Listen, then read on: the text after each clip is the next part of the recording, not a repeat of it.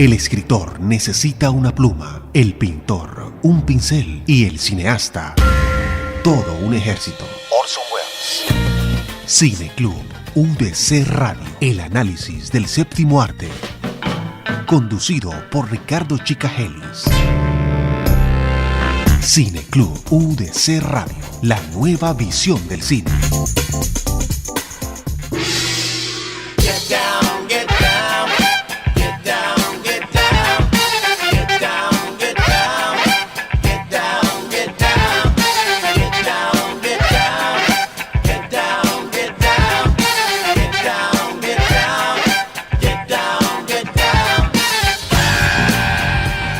Amigas y amigos, bienvenidos aquí a su programa Cine Club UDC Radio con Ricardo Chica, su profesor de aquí de la Universidad de Cartagena. Hoy, mis estimados amigos, mi estimada audiencia, tenemos un tema y es el que está dedicado a Buster Keaton, un importante cómico de los inicios del cine en los Estados Unidos. Y para esto hemos invitado a nuestro querido profesor Freddy Badrán. Freddy, ¿cómo estás? Y bienvenido una vez más aquí a este programa Cine Club UDC Radio. ¿Cómo estás, Ricardo? Muchas gracias. Aquí cumpliéndote la cita para hablar de tal vez la figura más importante en la historia del cine cómico mundial, Buster Keaton. Sí, así es. Muy bien, queridos amigos, un poco para contextualizar y un poco para dar algunos elementos que nos introduzcan en el tema. Quiero pues comentarles un periodo muy especial de Buster Keaton, que es en los años 20 del siglo XX, del siglo pasado. Para esto hay que tener muy claro que cuando Keaton adquiere fama, el cine más o menos ya tiene unos 30 años de inventado y ya hemos superado la etapa que ciertos teóricos y pensadores consideran como el pensamiento precinematográfico, que es básicamente una cámara fija que filma acontecimientos y parece pues como que teatro filmado finalmente las películas que estamos viendo. Todo esto cambia hacia más o menos 1915, 1916, cuando ya aparecen otros artistas, directores, teatreros, guionistas, actores, entre ellos Griffith. Este señor Griffith filma una película muy importante que se llama El nacimiento de una nación, y aquí podemos encontrar digámoslo así, la inauguración del llamado lenguaje cinematográfico. Pero por supuesto no podemos olvidar que en otras partes del mundo, como por ejemplo Rusia, encontramos a Sergei Eisenstein, que también está experimentando con la gramática fílmica. Todo esto para decirle que cuando aparece Buster Keaton en escena, ¿sí? Ya el lenguaje del cine tal y como lo conocemos hoy existe, de tal manera que los aportes de Buster Keaton en el tema de la comedia, en el tema del cine de humor, van por otro lado, van por otro lado y son muy sofisticados.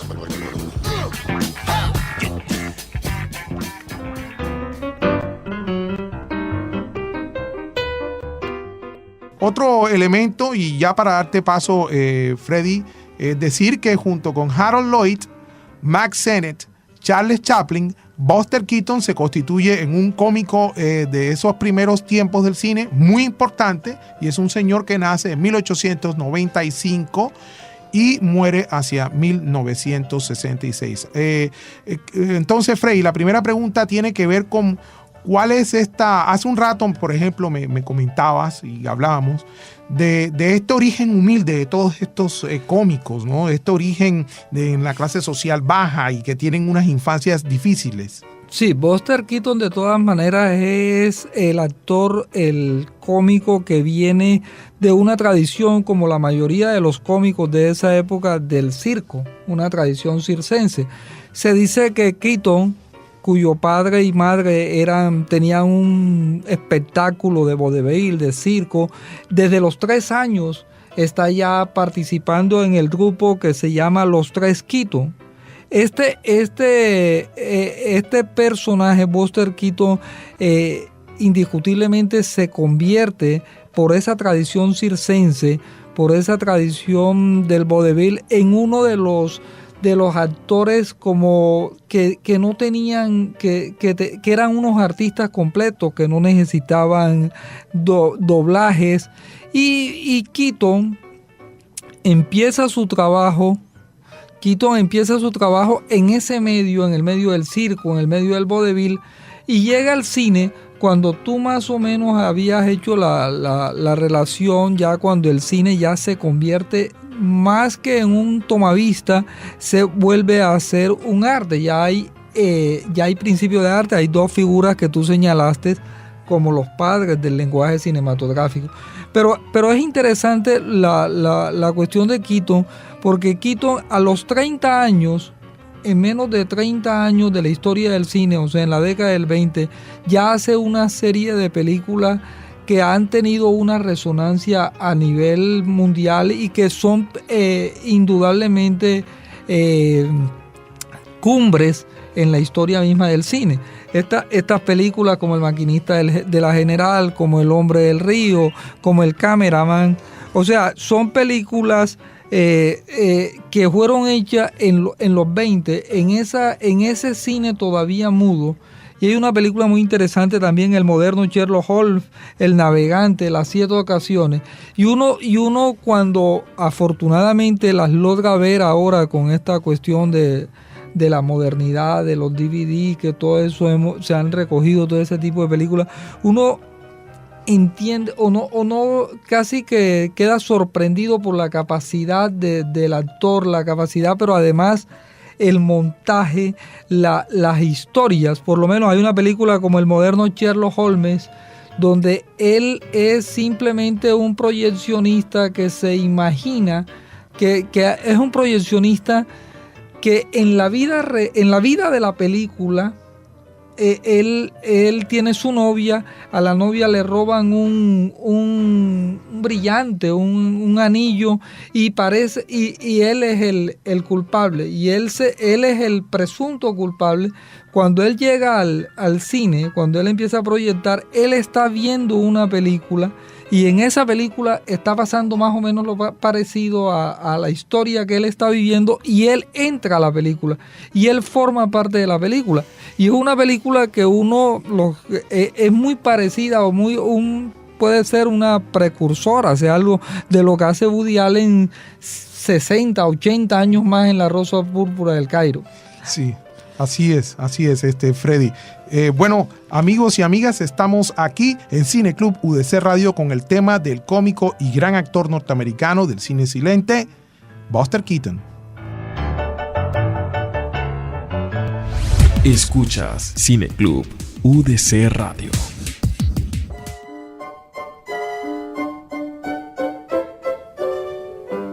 Regresamos aquí en Cine Club UDC Radio con el tema del cómico norteamericano del cine silente Buster Keaton. Freddy, una pregunta. Él no se llamaba Buster. No, su nombre real era Joseph Francis.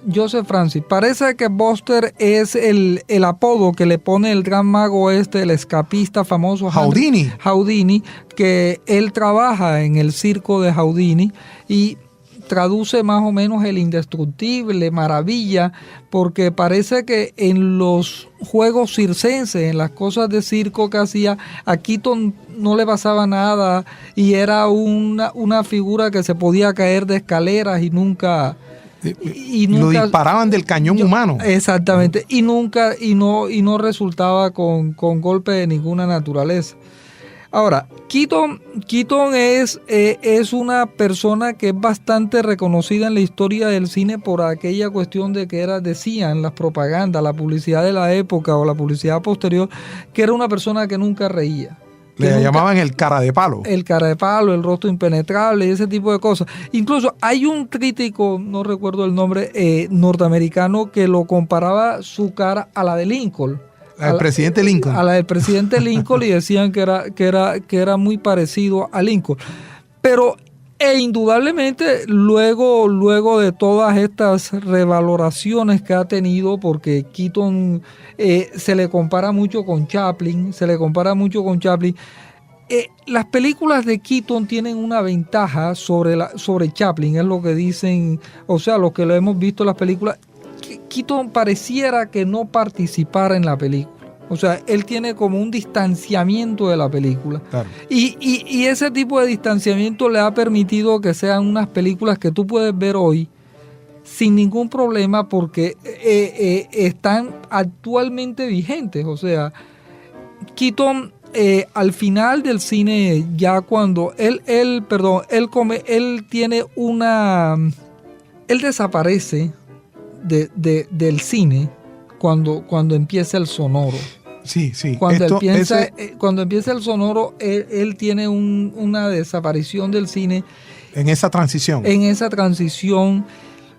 Pero su mayor error, que es aceptado incluso por él mismo, es cuando él deja la productora donde él venía trabajando en la mayoría de sus filmes de cine mudo. Es una productora de un concuñado de él. Él reemplaza el cómico más famoso antes de Chaplin, que era Fatty Arbuckle, en esa productora. Y con él, en esa productora de su concuñado, él es donde maneja las mejores películas de las... Él, ya cuando empieza la transición, un poco antes de la transición al cine sonoro, se pasa a la Metro. Claro. A la Metro Goldwyn Mayer, y eso parece que le origina problemas porque ya él no produce, ya él no dirige, ya él es una persona que es un empleado más de una gran productora. Claro, ese elemento es importantísimo, Freddy, porque es que cuando aparece Buster Keaton, el cine no solamente se ha constituido en términos de lenguaje fílmico, sino que ya se ha convertido en un importantísimo hecho social porque es la gran actividad que caracteriza el tiempo libre de las masas.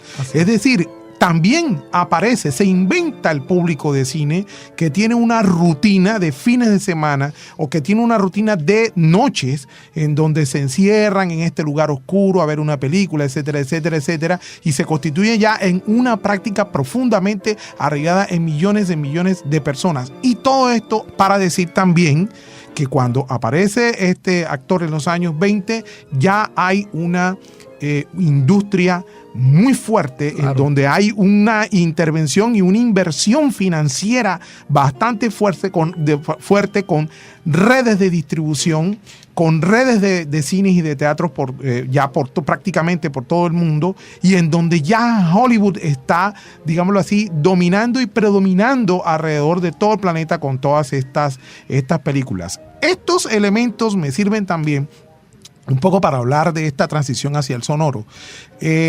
Para decir que el cine contribuye a la sensibilidad social que tiene que ver con todo lo que es la modernidad. Hace un rato, en virtud de eso, te estaba comentando una imagen que yo tengo, que vi en televisión cuando era niño y veía también en las enciclopedias, una imagen muy famosa de otro cómico que se llama Harold Lloyd. Harold Lloyd está en esa fotografía agarrado de un gigantesco puntero, de un minutero, de un reloj gigante que parece que es el Big Ben en Londres, y él está agarrado ahí, está que se cae de esa inmensa torre que tiene este reloj. Y a mí siempre me ha parecido una metáfora de los tiempos modernos, porque es que los tiempos modernos precisamente se caracterizan por la prisa, por el tiempo, por el valor del tiempo. El tiempo es dinero, ¿verdad? Y vemos a este hombre enredado, ¿verdad?, en este artefacto tan grande como es el reloj, y está a punto de caerse en esa sensación de vértigo. Y todo esto también, pues, para señalar la locomotora de Keaton. O sea, ojo, porque la locomotora aquí tiene una importancia en la modernidad y el progreso muy importante, muy clave. Y además de que Keaton utiliza en casi todas sus películas, o en las películas que hemos logrado ver, la técnica. Claro, o sea, la tecnología, la inventiva, claro. O sea, y además de eso, hay una película de Keaton que se llama El héroe del río, donde la película dura, hay unos 6 o 7 minutos donde él está filmando, está trabajando debajo del agua. O sea, es una cuestión... Una toma submarina. Unas tomas submarinas, unas tomas... Realmente es un lago en los Estados Unidos, pero tú ves, y tú ves es la ingenuidad, la impasibilidad de él ante esa tecnología. Claro. Pero lo que tú decías de Harold Lloyd y lo que decíamos ahora del paso del sonoro, del mudo, del silente al sonoro, en la gran mayoría de los cómicos, o sea, ellos arman un idioma, los gas, el slasty, que sí logra alcanzar una gran importancia artística dentro del cine silente. Claro. Y entonces cuando llega el sonoro, por eso es que la gran mayoría de ellos, Chaplin incluso se niega a filmar durante mucho tiempo. Einstein, que tú mencionabas, el padre del montaje. Y hay muchos teóricos y muchos artistas y directores que consideran que el verdadero cine es el silente. Entonces, ¿qué pasa con Keaton? Keaton en la década del 30, cuando empieza el sonoro, cuando está... Él y en la Metro, él ya no tiene la misma preeminencia que tuvo en los... Y incluso se dice que llega al alcoholismo. Parece que él trabaja para algunos gas, algunas cosas de las películas de los hermanos Marx, pero nunca recibió la apropiación de esas ideas de él. Y luego salen en algunas películas, ya incluso Chaplin lo lleva a Candilejas. Hay una película de Billy Wilder que se llama El ocaso de los dioses, donde él trabaja, que es una película importante en la historia del cine y que narra precisamente la historia de estos artistas que no lograron pasar.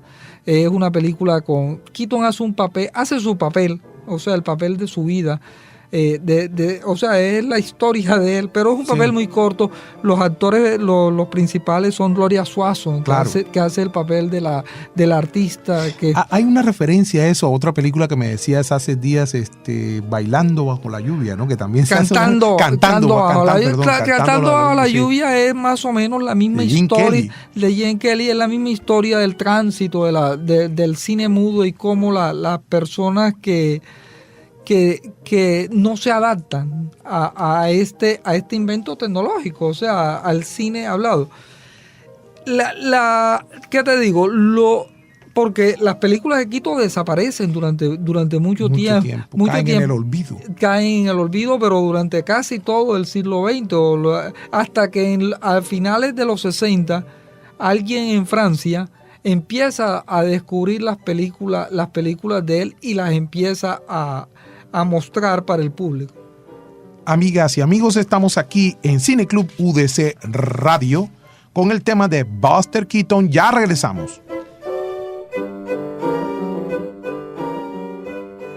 Ricardo Chicagelis está presentando Cine Club UDC Radio.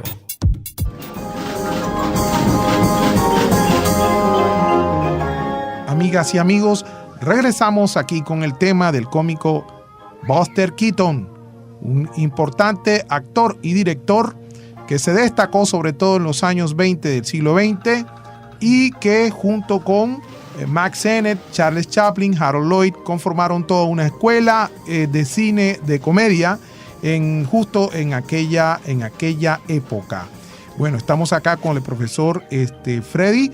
Quisiera entonces mencionar películas de Buster Keaton muy importantes, como son Las Tres Edades de 1923, La Ley de la Hospitalidad también en el 23, El Navegante 1924, El Héroe del Río, al cual hacía referencia hace poco Freddy, 1928, El Maquinista de la General 1927, el moderno Sherlock Holmes del 24 y Las 7 Ocasiones en 1925. Yo creo que tú has mencionado, esas son las películas más importantes en la carrera más reconocidas en la carrera de Buster Keaton, pero su principal película, o sea, la película que más lo ha identificado a él es El Maquinista de la General. Así es. Su film más completo.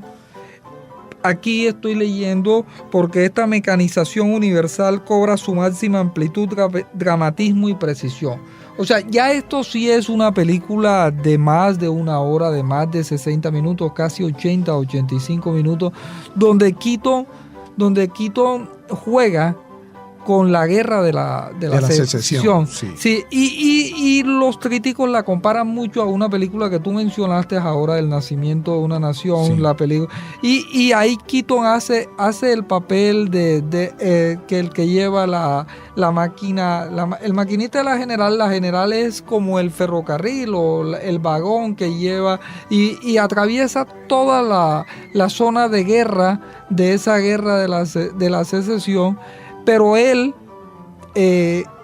pertenece o se hace pasar por un miembro del ejército sudista, o sea, del ejército de la gente, de los esclavistas, de los sí. que al final terminan perdiendo la guerra, sí. porque su novia era la hija de un gran general, del sur. Uh-huh. Y al final él siempre, al principio a él no es aceptado para el ejército, para la pelea, y él queda como ardido, si se puede decir, sí. con la novia y tal, y él termina haciendo la escena donde él se convierte en el hombre que pasa por el ejército y hay un puente que se cae y ese tipo... Es como una especie de falso héroe, ¿no? De falso héroe, pero que él llega a convertirse incluso en lo llevan a tener un alto cargo en la milicia, claro. del ejército del sur. Lo que pasa es que todas esas películas siempre terminan con un final feliz, ¿no? Claro. Ojo, porque ese es un recurso crucial que también aparece en ese momento y se constituye en un importante aspecto que vincula público y cine, claro. El happy end, porque tú vas a pagar tu boleta no para salir deprimido, sino todo lo contrario, ¿no?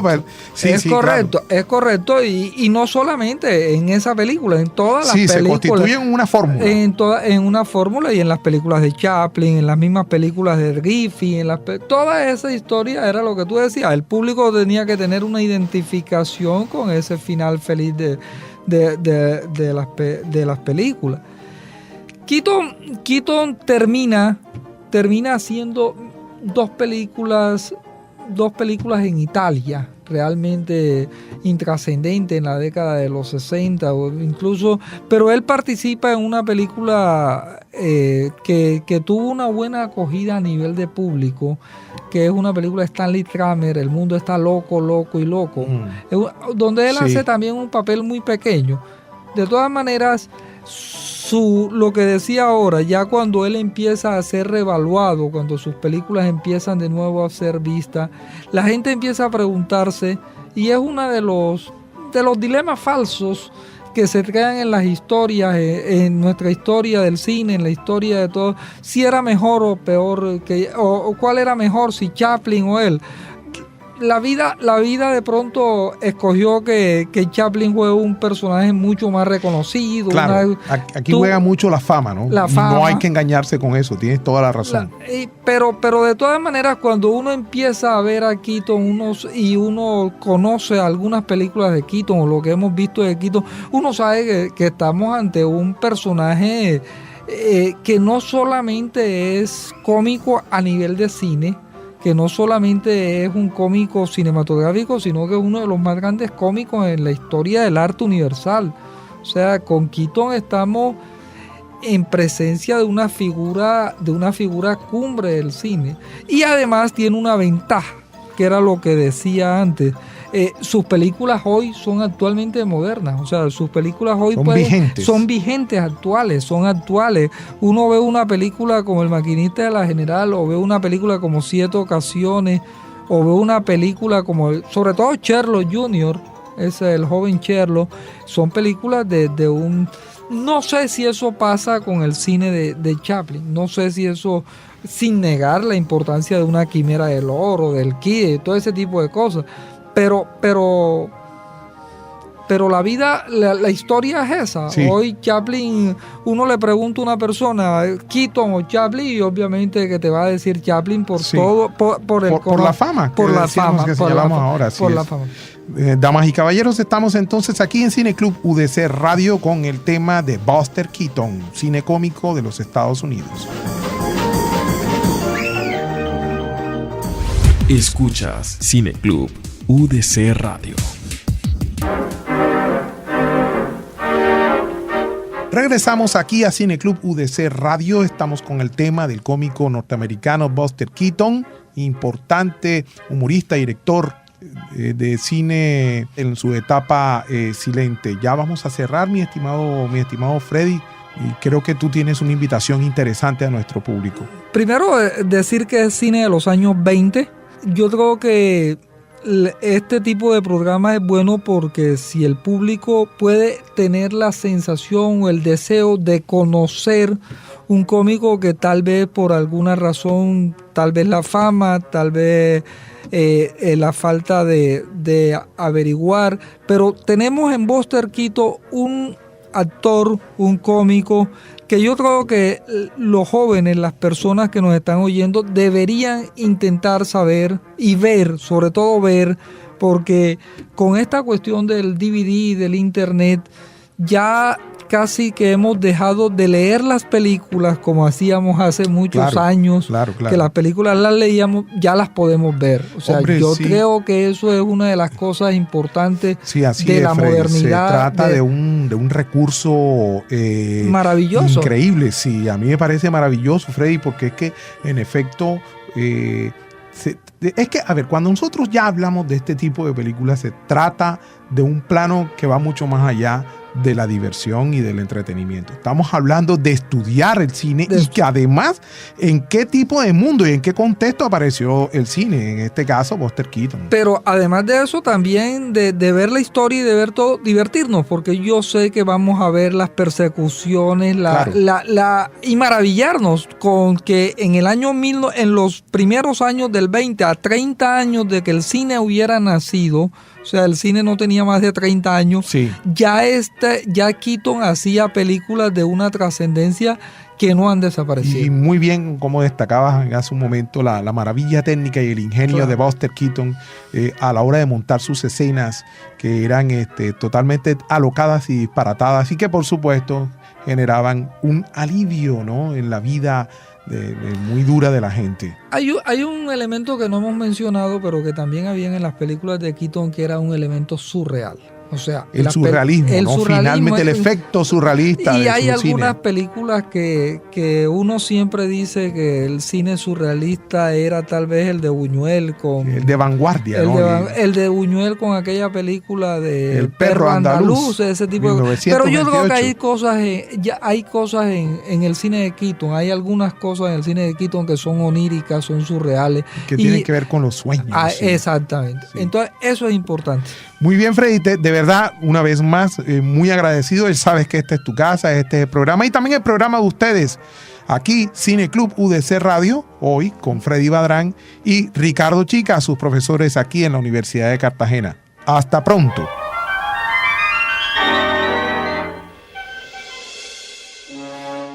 Cine Club UDC Radio. Dirección: Marta Amor Olaya. Producción: Gustavo Chicajeles. Técnica: Amílcar Boom Babilonia. Webmaster: José Daniel Castillo Chica. Realización y conducción: Ricardo Chicajeles. Haz parte de este Cine Club. Déjanos tus comentarios en Facebook, Cine Club UDC Radio, o en Twitter, @Cine Club UDC Radio, y comparte con nosotros la nueva visión del cine.